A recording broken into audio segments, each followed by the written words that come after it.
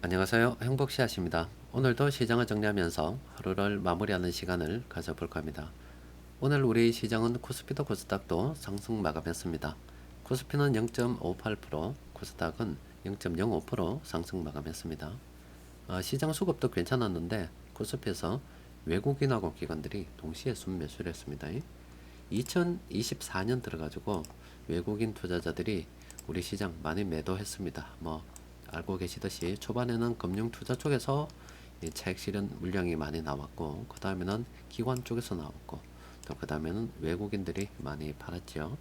또 특히 외국인들이 팔면서 이 선물까지 동시에 순매도를 했었어요. 그런데 여러분들께 말씀드렸던 것처럼 외국인들이 어느 단계 밑으로 내려가면 한 2530포인트 아래쪽으로 지수가 내려가게 되면은 이 손실 구간에 접어들게 되는데, 공매도가 사라진 마당에 선물 옵션 다 이용한다 하더라도 수익을 내기가 여의치 않습니다. 그래서 대충 정리되고 올라올 것이다 이렇게 말씀드린 적이 있잖아요. 그래서 수급적으로 볼 때 지금 외국인들은 더 이상 손해보고 팔기 어려운 그런 상황이다 이 말씀입니다. 그런데 이제 외국인 투자자들이 선물하고 매수하면서 현물도 매수하고 선물도 매수하면서 좀 시장을 끌어올리고 있다 이 말이에요. 시장 수급을 좀 더 자세하게 들여다보면 다른 날보다 오늘 수급이 더 괜찮았던 게, 일단 대형주 쪽으로 외국인들이 매수를 많이 했고, 또 다른 날은 대형주 매수하면은 전기전자 업종 쪽으로 매수가 많았잖아요. 그런데 오늘은 다른 업종도 이렇게 매수를 좀 골고루 했었습니다. 오늘은 시장 수급이 상당히 좋았고, 또 외국인들이 지금 이렇게 또 매수해서 들어오면은 우리 시장 또 훈풍이 들 가능성이 많겠죠. 최근에 시장이 이렇게 하락한 것은 기준금리 인하가 느려질 것이다. 그러니까 긴축이 좀 더 오래 가고, 또 내년에 올해 금리 인하를 하긴 하는데 좀 더 늦은 시기에 또 회수도 줄어들 것이다. 이런 실망감으로 인해서 시장이 하락을 했었어요. 또 우리는 또 수출을 많이 하고 살고, 또 그리고 중국하고 거래 비중이 많은데 중국 경기가 좋지 않다 보니까 또 우리 시장이 같이 영향을 받는다 이런 이야기들도 있어요. 중국 같은 경우에 지금 경기 부양을 위한 이런 패키지, 그러니까 이 정시 부양을 위해서 돈을 갖다가 좀 넣을 수도 있다 이런 보도들이 좀 나오고 있습니다. 그러니까 이제 중국도 계속 이렇게 추락하고 있을 수만 없기 때문에 결과적으로 중국이 어려워진 것은 이 중국에 그동안 들어갔던 이 돈들을 빼나가기 때문에 그런 겁니다. 이렇게 빼나가기 때문에 그런 거예요. 그러니까 이제 자꾸 줄어드니까 돈을 채워야 되겠죠. 그 채우는 데 있어서 그동안 중국은 미국의 국채를 팔아가지고 이렇게 사라지는 돈, 빠져나간 돈들이 있죠. 이런 거. 이런 부분을 채웠단 말이에요. 국채를 팔아서 채워 나갔는데, 이것도 한계가 있을 수밖에 없죠. 그래서 이번에도 또 돈 풀어가지고 국내의 구멍들을 메꾼다 그래요. 돈이 계속 나가면 나갈수록 중국은 안에서 계속 돈을 찍어서 그 빈자리를 메꿔야 될 겁니다. 그럼 사람들이 이건 돈 빠져나가는데 가만히 놔두면 어떻겠느냐 이렇게 생각할 수도 있어요. 그런데 절대 그렇지 않습니다. 이 돈은 다 부채들인데 돈이 빠져나가서 사라진다, 안에서 나간다 그 말은 누군가는 이제 파산을 하고 죽는단 말이에요. 중국에 곳곳에 이제 구멍이 나기 시작해서 사람들이 파산나고 막 이런 목숨이 위험한 상태 오게 되면은 사람이 마지막 일의 길까지 몰리게 되면은 이제 달라듭니다. 그러면 중국이 좀 권력을 유지하기 어려워지겠죠. 그래서 돈을 풀 수밖에 없는 거예요. 그거는 우리나라뿐만이 아니라 중국 다 그렇습니다. 그런데 최근 들어서 일본 증시 괜찮다, 워런 버핏도 샀다 이런 이야기 예전에 나왔었잖아요. 괜찮은 게 중국에서 빠져나온 돈들이 일본으로 더 향하니까 괜찮은 거예요. 아직 우리나라는 안 들어왔어요. 그런데 또 하나는 그동안 일본이, 여러분들 일본 자꾸 망해가고 옛날보다 안 좋다 이래 이야기하니까 정말 참 망한 줄 아는데 그렇지 않습니다. 일본은 전 세계에서, 우리는 빚이 있잖아요. 국가 빚이 있잖아요. 일본은 전 세계에서 받을 돈이 제일 많아요. 그 돈을 빌려주고 산다 이 말이에요. 그래서 일본이 전 세계로 이렇게 뿌린 돈이 엄청 많습니다. 근데 그동안 마이너스 금리 유지를 했잖아요. 그런데 일본 증시가 괜찮아지고 하면 전 세계에 뿌려진 돈들이 일본으로 다시 향할 수가 있겠죠. 그러면 그 과정에 우리나라 같은 경우도 일본 돈들이 많이 들어와 있는데, 이렇게 일본 돈들이 빠져나가면 우리나라 또 그 빈자리가 좀 커지겠죠. 그런데 일본으로 다시 이렇게 돈이 들어가게 되면 일본 정시 아니면 일본 경제 다 좋아질 수밖에 없는 그런 상황입니다. 그 늘 말씀드렸다시피 뭐 복잡한 용어들도 많고 경제 관련해 가지고 또 정치인들이 뭐 한이 경제 관련 여러 정책들을 이야기 많이 합니다.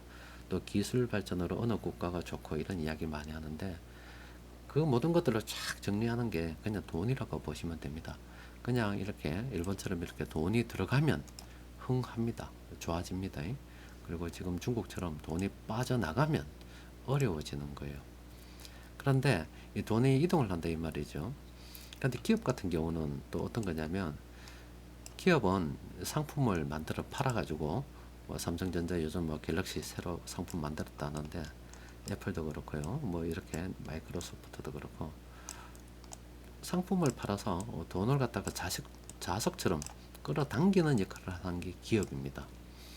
그러니까 기업이 있으면 돈을 끌어당긴다 이 말이에요. 이 돈이 해외에서 끌어당기게 되면 이제 수출로 먹고 사는 기업이 되는 거고 국내에서 뭐 끌어당기게 되면 내수 기업이 되는 겁니다. 그러면 이게 한 국가라고 했을 때 국가 내 기업들이 있죠. 삼성전자도 있고 현대차도 있고 우리나라 기업들이 많잖아요. 그런데 이 기업들이 해외에서 물건 팔아가지고 돈을 당겨 들어오게 되면 기업이 돈을 당깁니다. 들어오게 되면 결과적으로 크게 보면 우리나라로 돈이 들어오게 되는 겁니다.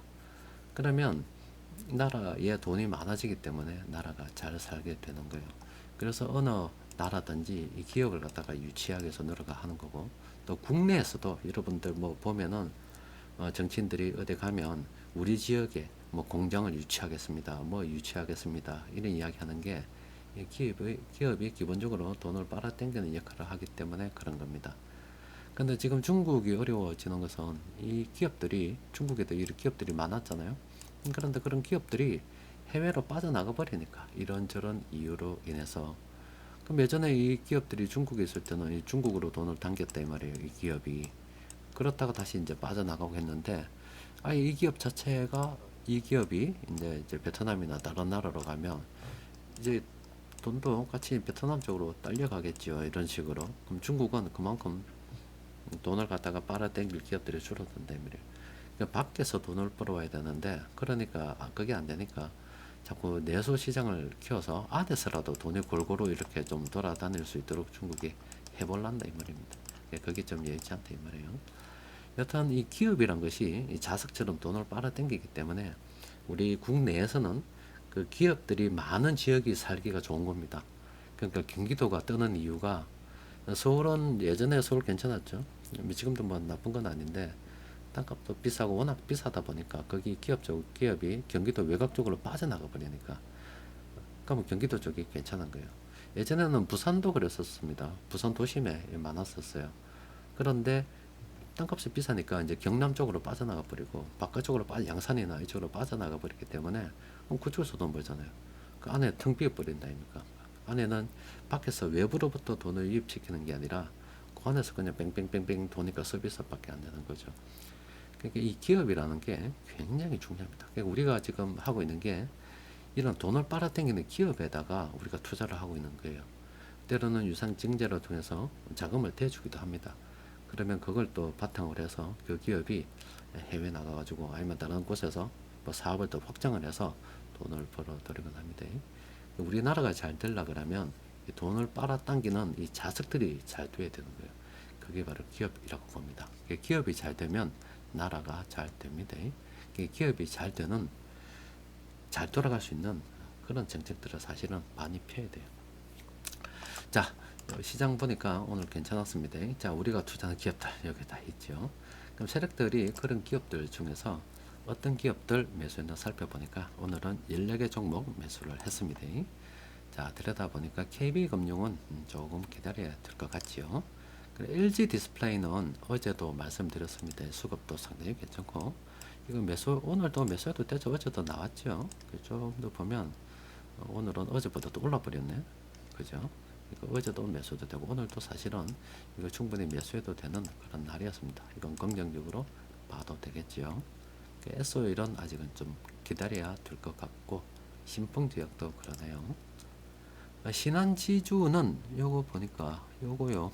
신한지주는 이거 오늘 매수해도 되는 그런 날이었습니다. 상승 추세 평범이고 고점으로 이렇게 이거 분할 매도잖아요. 쭈쭈쭈쭈 눌림목 있다가 어제도 해도 되고 오늘도 사실 매수해도 되는 그런 날입니다. 신한지주는 오늘 조금 긍정적으로 봐도 되네. 신한지주는 이렇게 변곡점 지수가 있을 때마다 아마 거의 바닥권에서 이렇게 찍었고 고점에서 이렇게 또 찍었어요. 그러니까 지금은 괜찮나요. 신한지주는 오늘 긍정적으로 봐도 되는 그런 날이었습니다.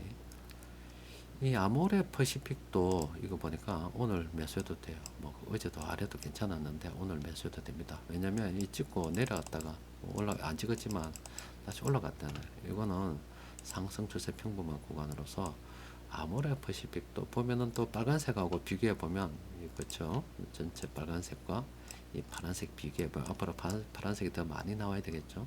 그래서 상승 여력도 있다라고 볼 수가 있습니다.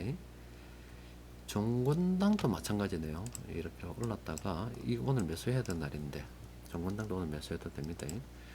보면 이런 식으로 했을 때 이 마감 시간이 몇 번 나와서 제가 아는 거예요. 여러분도 알고 계시죠? 빨간색이 더 많고 파란색이 적잖아요. 훨씬 더 이것도 상승 여력이 있다라고 볼 수가 있겠죠. 또 그리고 현대로템, 현대로템도 보니까 이것도 오늘 매수해도 되는 그런 날입니다. 이것도 어제도 한번 말씀드렸나 모르겠네요. 이거 현대로템도 괜찮습니다. 이거 보니까 충분히 긍정적으로 검토해 볼 만한 오늘 매수해도 되는 그런 시기입니다. 괜찮습니다. 자, 코스피 전체적으로 보면 지금 저점 비전 지금 둔화라서 좀 조심해야 되는 그런 상황이고요. 물론 이거 멀리 보면 어려울 수 있죠. 단기적으로 좀 올라서 조심해야 되는 거. 이것도 앞서 본 종목들처럼 눌림목 거치고 나면 긍정적으로 한번 봐도 되겠죠. 또 그리고 코스닥에서는 급등한 게 리너스라고 있어요. 리너스 이 종목은 보니까 이건 아래도 말씀드렸죠. 테마주라고. 근데 지금 여기 상승 여력은 더 있을 것 같습니다. 근데 지금 상승 탐욕 구간이라서 접근하기는 힘들어요. 테마주라서 관심을 가지기는 좀 어렵습니다. 그러니까 지금 우리가 취하고 있는 그 종목을 투자할 때 다른 것보다는 좀 조심해야 되는 게 금리 인하에 대한 기대감이 낮아졌다는 것은 긴축이 좀 오래 갈 수 있다는 거잖아요. 그래서 여러분들께서 뭐 오늘 여러 종목 봤습니다만은 이런 종목을 보고서 최종적으로 투자를 결정하기 이전에는 현금 흐름 꼭 챙겨봐야 됩니다. 현금 흐름 보는 방법 한 며칠 전에도 말씀드렸죠. 오늘도 한 종목 더 봐볼까요? 보면은 업종 상위 건강관리 뭐 루닛이 뭔 종목입니까? 이 종목이 있는데 오늘 갑자기 좀 흐름은 주가는 별로 좋지 않았네요. 현금 흐름표 한번 대다 봅시다. 이 종목이 뭡니까 이게 엉망이네요. 보니까 매출은 얼마 안 되는데 이거 전부 다 손해 보는 건데요. 손해 이거 뭐죠? 돈도 못 벌고 그런데 이 부채 비율이 낮아졌네. 돈도 못 버는데 부채 비율이 낮아졌다는 것은 뻔하죠. 이거는 유상증자, 감자, 뭐 유상증자 이런 게 했던 겁니다. 그러니까 지금 이 기업은 굉장히 이 기업 자체가 나쁘다는 게 아니라 사업을 했는데 돈을 잘 못 벌, 그러니까 매출이 잘 생기지 않아서 여러분들 사업 초창기에 그럴 수도 있어요. 이 정도도 곧 좋다는 것도 아니고 그러다 보면은 돈 빌려야죠. 돈 빌려야죠. 근데 주식시장이 이 돈을 갖다가 빌릴 때 유상증자 이런 걸 해버린다고요. 이거 지금 보면은 2021년도 유상증자 했어요. 100% 이거는 재무활동 현금으로 뭐 유상증자해서 돈 들어온 거고 부채비율이 확 줄었다는 거는 감자탕 한번 끓여 먹었다는 겁니다. 그리고 올해도 또 이렇게 돈 들어와가지고 이거 뭐 회사 자산까지 팔았어요. 그럼 100% 올해도 작년이네요. 작년에도 유상증자 했다는 겁니다. 이런 종목 투자하면 안 됩니다. 그런 것도 여러분들 뭐 좀 보면은 차트 같은 거 볼까요? 월봉 있네. 보면 작년 한 8월경에 유상증자 했고 그 다음에 또 보증을 했고 그전은 데이터가 없어서 모르겠습니다.